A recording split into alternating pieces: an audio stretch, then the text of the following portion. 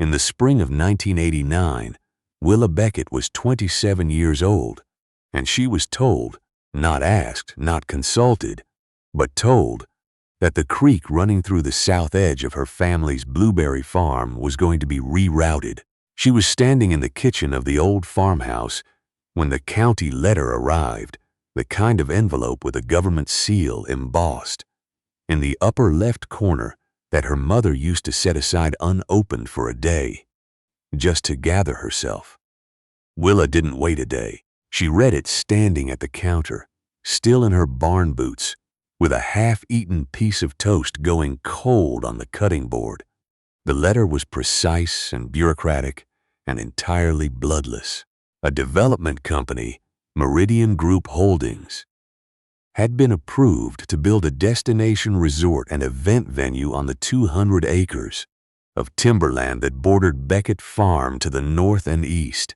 The Millbrook Creek, which had wound through the edge of her property for as long as anyone could remember, which had watered her grandmother's first planting of rhubarb blueberries in 1951, would need to be redirected to accommodate the resort's drainage infrastructure. The county had already approved the easement. The letter was not a request for her thoughts. It was a notification of a fact. Let me tell you what Willa Beckett looked like when she put that letter down. She did not cry, she did not curse. She set the letter on the counter, finished her toast, laced up her boots properly, and walked out to the south field. It was April, and the bushes were just beginning to bud, that pale green fuzz that looks almost like a mistake until you know what you're looking at. She stood there for a long time with her hands in the pockets of her canvas jacket, and her eyes moving across the rows her grandmother had planted 40 years before. Then she drove into town and got herself a lawyer. The lawyer, a careful man named Mr. Putnam, who handled mostly estate paperwork and the occasional boundary dispute, reviewed the county documents and looked at her over his reading glasses with the expression of a man delivering a diagnosis he wished he didn't have to give. "The easement is legal," he said. "The creek reroute will affect your southern irrigation, but they're required to provide a functional alternative." "A functional alternative," Willa repeated. "A pipe," he said, after a pause. "Essentially." She thanked him, paid his consultation fee, and drove back to the farm. Now, let me explain something about Willa. She had not planned to be a blueberry farmer. She had a degree in landscape architecture from the University of Michigan, and she'd spent 2 years working for a design firm in Grand Rapids, drawing plans for corporate campus gardens that no one would ever actually sit in. When her mother got sick in 1986, Willa came home to Orchard County to help. Her mother passed the following spring, quietly, in the same bedroom where she'd been born, and Willa just stayed. She told herself it was temporary. She told herself she'd figure out the next thing, but the farm had a way of filling every hour of the day, and the days had a way of turning into seasons, and before she understood what had happened, she was spending her mornings in the rows, with pruning shears, and her evenings in the barn, checking the cold storage temperatures, and she realized she had already made her decision without quite deciding. Her grandmother, Edna Beckett, had built the farm from 8 acres and a borrowed tractor. She had sold blueberries out of the back of a truck at the county road junction until she had enough money to rent space at the farmer's market in town. She had expanded slowly, methodically, the way you expand something you intend to keep. By the time Willa's mother inherited it, Beckett Farm was 40 acres of certified production, supplying 3 grocery chains in the region and a handful of restaurants in the city. And now a company called Meridian Group Holdings was going to put a pipe where the creek used to be. The meetings with Meridian's representatives were held in the conference room of the county planning office, a beige room with fluorescent lighting that made everyone look slightly unwell. Willa attended everyone. She sat across the table from 2 men whose names were Mr. Halford and Mr. Breen, who wore the kinds of suits that travel well and said things like stakeholder alignment and natural feature integration. Mr. Halford did most of the talking. He was friendly in a way that was entirely impersonal, the way a hotel lobby is friendly. "Miss Beckett," he said at the second meeting, folding his hands in a way that suggested he was about to be generous. "We want to be good neighbors here. We really do. We'd love to explore a partnership, perhaps featuring Beckett Farm blueberries in our resort kitchen, a local sourcing story. Guests respond very well to that kind of authenticity." Willa looked at him steadily. "You want to reroute my creek and buy my berries at wholesale to put on your menu so you can call yourself authentic." Mr. Halford's smile held. "We'd prefer to think of it as a mutually beneficial relationship." "I'll think about it," Willa said. She did not think about it. She hired a hydrologist instead. His name was Mr. Gruber, a retired university man who drove a truck with mud on the wheel wells and charged by the day. He spent a week walking the property, taking soil core samples along the creek corridor, measuring the gradient and the seasonal flow rate and the way the water moved through the root systems of the older bushes on the south edge. He produced a report of 43 pages that Willa read twice, cover to cover, with a highlighter. The report confirmed what she already understood in her bones. The creek wasn't just irrigation. It was ecosystem, the microclimate along its banks, the specific mineral content of its water running over the limestone shelf 50 yards upstream, the mycorrhizal network in the soil along its margin. These things together were the reason Beckett blueberries tasted the way they tasted. Not just sweet, sweet with a mineral edge, a slight tartness underneath, a finish that people who ate a lot of blueberries described as honest. You cannot put that in a pipe. The construction began that summer. They broke ground in June. The sound of excavators reached the farm on still mornings, a grinding mechanical percussion that started at 7 and ran until dark. Willard's bees, 3 hives she kept along the tree line, went into a kind of anxious overproduction that her beekeeper described as stress behavior. A fine yellowish dust settled on the leaves of the southern rose. The creek dropped in August, earlier than it ever had, and she spent 3 weeks managing the irrigation manually, running hoses from the upper pond her grandfather had built in 1963, waking at 5 in the morning to move them through the rows before the day got hot. The people in town were kind about it, which was almost worse. They'd ask after the farm at the hardware store or the feed supply, and there was a particular quality to their concern, a sympathetic gentleness that suggested they had already made peace with an outcome they didn't think she should count on. "That Meridian outfit has deep pockets," said the man at the feed store one afternoon, filling her order for potassium sulfate. He wasn't saying it cruelly. He was just saying it. "So does the ground," Willa told him. He laughed. She didn't, quite. Let me tell you about the summer she almost sold. It was August, the 3rd year of construction. The second summer, the creek ran low.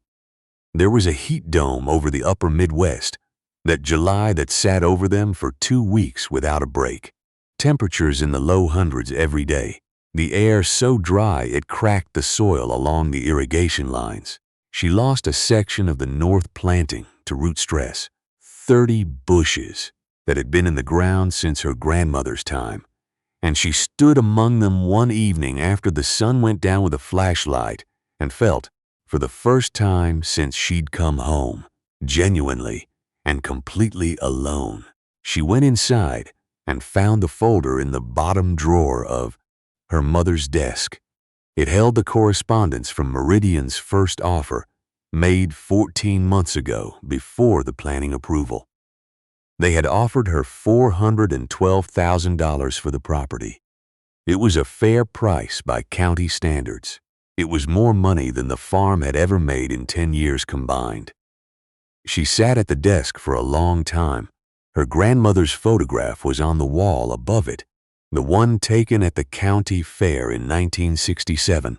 Edna Beckett standing next to a crate of blueberries, wearing an expression that could only be described as satisfied. Not proud, satisfied. There is a difference.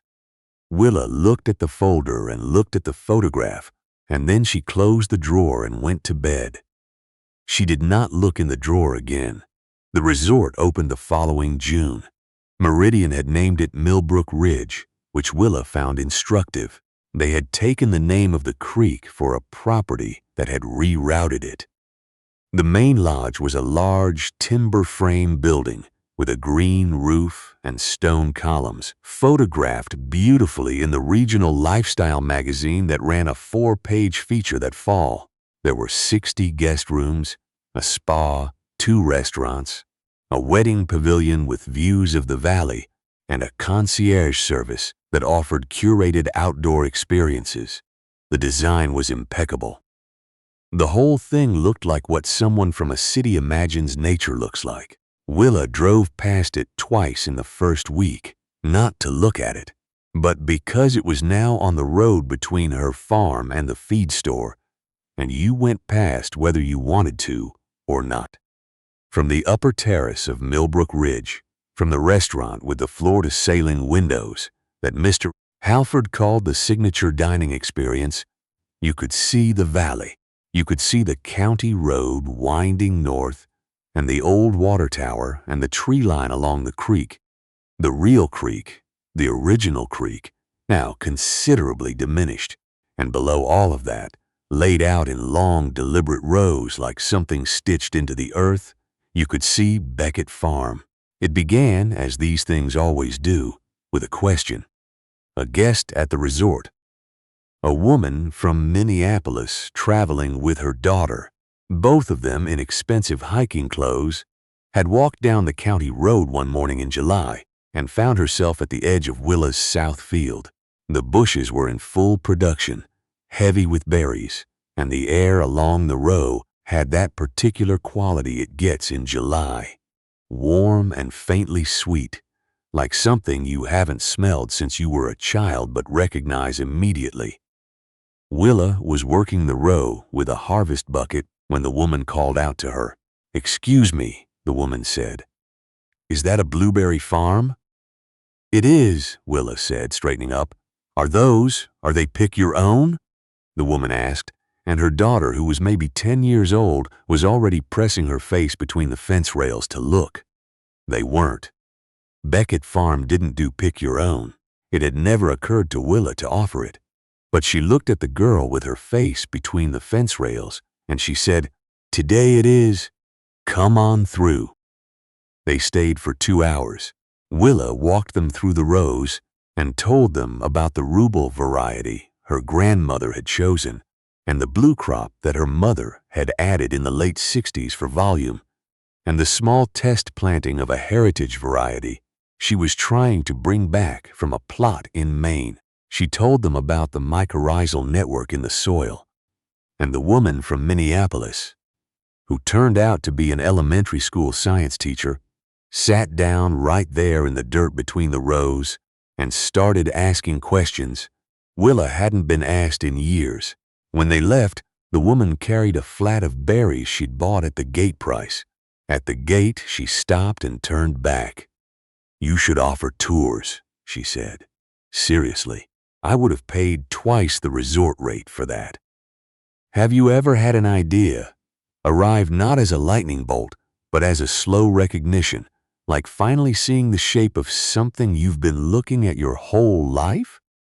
That's what it was for Willa. She didn't go home that night and write a business plan. She went home and called her neighbor, a woman named Mrs. Fowler, who had been retired from the county extension service for 6 years and had spent decades teaching people how to grow things. She told her what the woman from Minneapolis had said. "Well," Mrs. Fowler said, "she's not wrong." The first farm tour at Beckett Farm was held on a Saturday morning in late July. Willa put a notice on the board at the county library and at the post office and left a stack of hand-lettered cards at the bakery in town. 11 people showed up. 9 of them were guests from Millbrook Ridge, who had asked the resort concierge about things to do in the area and been pointed toward the card.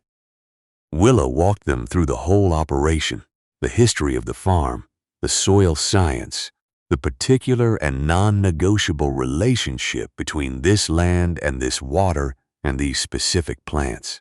She showed them the old record books her grandmother had kept, harvest dates going back to 1955 recorded in a hand that started firm and grew shakier only in the last few years. She let them harvest a pint each from the production rows. She served coffee and fresh blueberry preserves on toast at a table she'd set up in the shade of the old maple by the barn, using her mother's good dishes. They stayed for 3 hours. The following Saturday, 22 people came. The Saturday after that, she had to turn people away. The guests from Millbrook Ridge were a particular kind of person. They had paid a considerable sum for the resort experience. They had access to the spa and the signature dining and the curated outdoor adventures, and they were leaving the resort after breakfast, walking down a county road in their expensive shoes and spending their mornings on a working farm, eating toast with preserves off mismatched china, and they were telling everyone at dinner that it was the best part of the trip. Word moved the way it does now through photographs on phones and messages sent to groups and conversations over dinner that begin, "You have to hear what we did today." The resort concierge desk, which Willa had spoken to exactly once about leaving cards, began receiving requests daily, multiple times daily. "Do you have a reservation system?" The concierge, a young man named Mr. Page, asked her when he called. "Not yet," Willa said. "You should," he said. "People are very serious about this." She set up a reservation system the following week.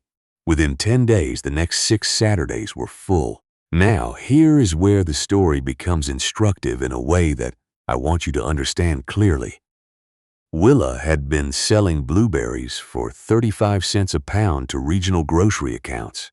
She had been making, in a good year, enough to cover operating costs and carry a modest cushion for the equipment repairs that an old farm requires constantly. She was not struggling exactly, but she was farming on the margin that most small farms farm on, which is to say one bad summer away from a conversation she didn't want to have with her banker. The farm tours changed the arithmetic entirely. Guests paid $40 a person for a 2-hour tour, with harvest and a farm breakfast. She was running 3 tours a week by September. The blueberry preserves she'd been making for her own pantry and giving away at Christmas went onto a table by the barn door with handwritten price tags, and they sold out before noon every Saturday. She added a subscription box in October. Seasonal preserves and dried fruit shipped monthly and had 200 subscribers by Thanksgiving. But none of that was the real change. The real change was the dinner. It had started accidentally, the way the best things often do. A couple from the Chicago area, he was a chef, it turned out, though he hadn't mentioned this, had come for a Saturday tour and stayed talking so long that it was past noon before Willa noticed. She hadn't planned to feed anyone lunch, but she had bread from the bakery in town and a wheel of cheese from the dairy 2 farms over and a bowl of fresh berries, and she set it out on the table and they ate together and talked for another 2 hours. As they were leaving, the man said, "You know what would be extraordinary? A farm dinner. Just this. What you already have. Served right here." Willa thought about it for 3 weeks. Then she called Mrs. Fowler, and Mrs. Fowler called her daughter who had catering experience, and by the following spring, Beckett Farm was offering 1 dinner a month on a Friday evening for 20 guests. The table was set up in the barn, which Willa cleaned and lit with the kind of care she'd seen her mother give to things that mattered. Long wooden tables, mismatched chairs, mason jar candles, and wildflowers from the field edges in old milk bottles. The menu, was entirely from the farm and its neighbors. Beef from the Grover operation down the road, greens from her own kitchen garden, and blueberries in every course. Blueberry compote on the cheese board, blueberry reduction on the short ribs, blueberry buckle with cream for dessert. She didn't call it farm-to-table. That phrase had been used so often, it had lost its meaning. She didn't call it anything. She just served dinner. The first dinner had 20 guests, 17 of whom were staying at Millbrook Ridge. The second dinner had a waiting list. By summer, the waiting list was 4 months long. Let me tell you what was happening at Millbrook Ridge during this period, because the accounting of it is, to put it gently, not what Mr. Halford had projected. Their signature restaurant, the one with the floor-to-ceiling windows, had an executive chef from Chicago and a wine list curated by a consultant from New York. The menu featured regionally inspired cuisine with a rotating selection of seasonal ingredients. It was excellent by any reasonable standard. It was also serving half-empty rooms on Friday evenings, because a significant portion of their guests were down at the end of the county road eating blueberry short ribs on long wooden tables in a barn. The resort spa was reporting a curious pattern. Guests were booking massages for Thursday evenings specifically, so they would be mobile and energized on Friday for the farm dinner. The resort's concierge had effectively become a secondary reservation service for Beckett Farm. The front desk staff had laminated a card with Willa's booking information to keep next to the phone. Mr. Halford came to see her in October of that year, arrived in a company vehicle, the same kind of impeccably maintained SUV that had been parked outside the county planning office in those early meetings. He was older, or maybe it was just that she knew him now in a way she hadn't then. He stood at the gate to the south field for a moment before she came down to meet him, and she watched him from the barn doorway looking out over the rows in the October light, the bushes turning their deep autumn red, and she thought he looked like a man who had arrived at an understanding he'd been avoiding for some time. She brought him inside and gave him coffee and a jar of the late-season preserves she'd put up the week before. He sat at the kitchen table and looked at the room, the record books on the shelf, the old photograph of Edna Beckett at the county fair, the harvest calendar on the wall, and he was quiet for a while. "I owe you an apology," he said finally. Willa wrapped her hands around her coffee mug. "What kind?" "The kind where we were wrong and you were right, and we were wrong for the exact reasons that should have told us we were wrong."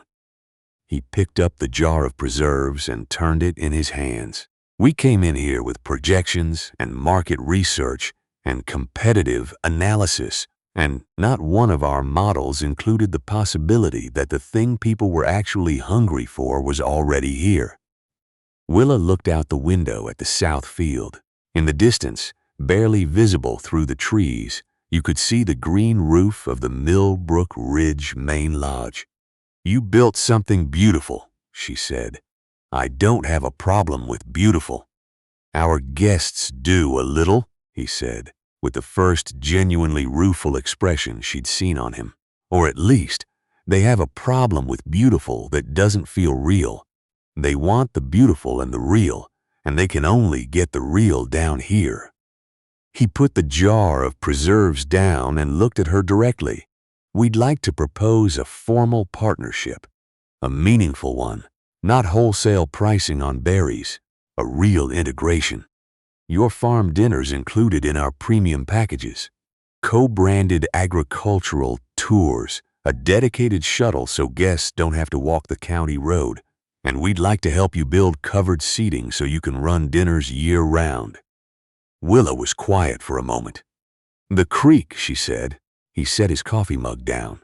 "What we can give back, we'll give back. The lower diversion. It won't be what it was, but it'll be closer." She looked at him for a long time. He did not look away. "I'll want it in writing," she said. "All of it. Of course, he said. They shook hands across her grandmother's kitchen table. The same table where her mother had paid and her grandmother had canned preserves, and where Willis herself had sat in the small cold hours of an August morning 4 years ago, with a folder in front of her that she had chosen not to open.